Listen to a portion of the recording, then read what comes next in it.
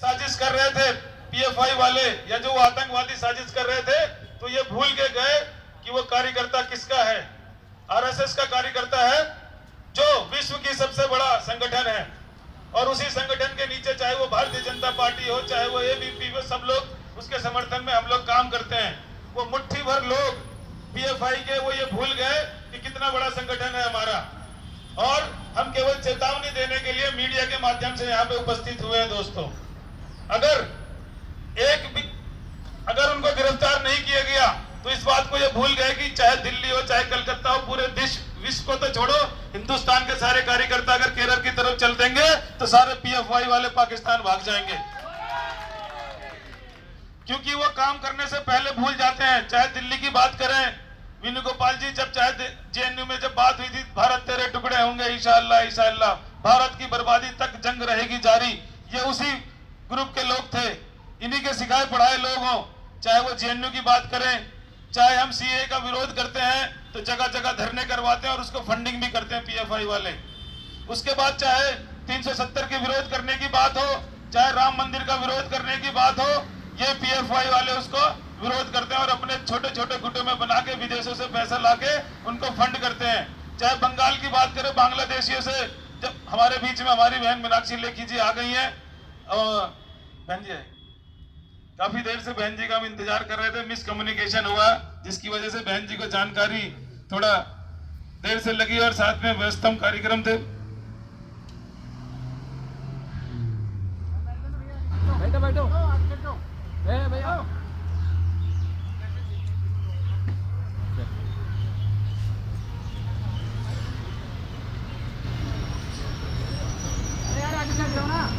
आइए बहन जी।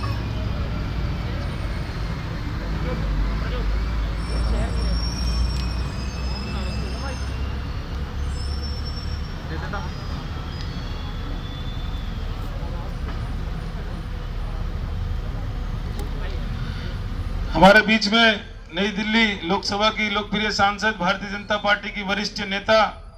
प्रवक्ता हमारे बीच में आ चुकी हैं, क्योंकि सुबह से हम लोग यहाँ पे जो नंदू है उनकी श्रद्धांजलि सभा में और जो पीएफआई को बैन करने के लिए यहाँ पे आए हैं। मैं आपको बता रहा था दोस्तों कि चाहे सीए का विरोध करने की बात हो, चाहे 3 तलाक की विरोध करने की बात हो, चाहे धारा 370 का विरोध करने की बात हो, चाहे राम मंदिर के विरोध करने की बात हो, या भारत के टुकड़े टुकड़े करने की बात अगर ये लोग करते हैं तो वो पीएफआई के लोग ही हैं। मैं इनको कार्यकर्ता नहीं, कोई संगठन नहीं, मैं इनको एक आतंकवादी संगठन मानता हूं। लेकिन ये भूल जाते हैं कि हम भारतीय जनता पार्टी के कार्यकर्ता विश्व की सबसे बड़ी पार्टी है, साथ में हमारा आरएसएस का जो संगठन है, वो अगर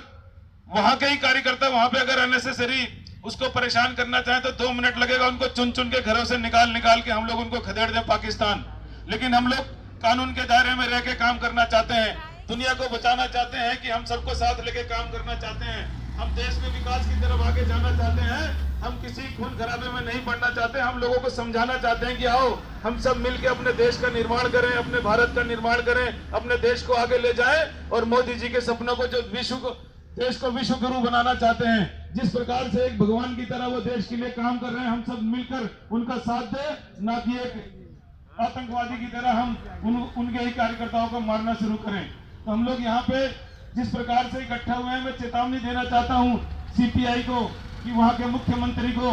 जो उनको गिरफ्तार नहीं कर रहे और उनका साथ भी दे रहे हैं, मैं चाहता हूँ कि जल्दी से जल्दी उन 25 आतंकवादियों को गिरफ्तार करें। अगर वो गिरफ्तार नहीं करेंगे तो इस आंदोलन को हम केरल ही नहीं, दिल्ली नहीं, पूरे देश में इसको लेके जाएंगे और एक एक कार्यकर्ता को, चाहे वो पीएफआई का हो, चाहे वो सीपीएम का हो, सबको सबक सिखाएंगे और जरूरत पड़ी तो दिल्ली से भी हम सब लोग इकट्ठा होकर जाके वहां पे उनको सबक सिखाने का काम करेंगे। दोस्तों, आज मैं इस मंच के माध्यम से, क्योंकि हमारी बहन जी आ चुकी हैं, वो विषय को भी रखेंगी और आगे की कार्रवाई जो हम लोगों ने आगे इस आंदोलन को लेके जाना है, जब तक कि वो गिरफ्तार नहीं होते और जब तक ये पीएफआई बैन नहीं हो जाती, तब तक हम इस आंदोलन को जारी रखेंगे। और आप लोग यहाँ पे आए, इसको आंदोलन को गति दी, और मैं आगे भी आप लोगों से अपेक्षा करता हूँ कि जिस प्रकार से ये आंदोलन चलेगा, जब तक वो 25 लोग गिरफ्तार नहीं हो जाते और पीएफआई बैन नहीं हो जाती, तब तक हम इस आंदोलन को खत्म नहीं करेंगे। बहुत बहुत धन्यवाद।